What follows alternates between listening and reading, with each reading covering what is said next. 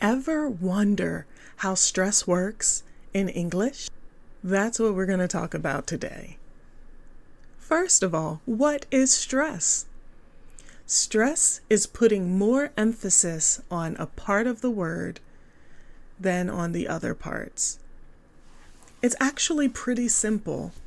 I'll break down the rules for you, and with practice, your pronunciation will improve, making your communication stronger and more effective. Here's two main things to remember. First, one word, one main stress. Every word has one primary stress. Yep, even those long, tricky words. Some bigger words might have a secondary lighter stress, but it never gets more complicated than that. The second thing to remember, vowel power. When we stress a word, we're actually stressing the vowel sounds, not the consonants.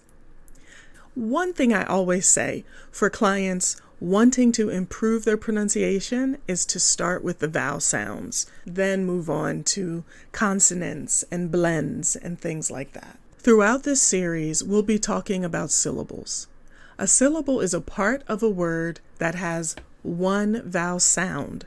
In English, we often start a new syllable when there's a new consonant sound, but it's not always the case. Sometimes groups of consonants are split into different syllables. Today, we are going to focus on two-syllable nouns, adjectives, and verbs. Most two-syllable nouns and adjectives have the stress on the first syllable. For example, apple, bottle, candle, happy, lovely, simple. So all of these words, we are stressing the first syllable. Now verbs, can you guess? Exactly. Verbs have the stress on the second syllable. Words like answer, and I want to stress here, answer actually has a silent W. Carry, finish. So with verbs, we stress the second syllable. Here, I'm going to give you some examples, and you are going to practice. Doctor. Listen. Busy. Rocket.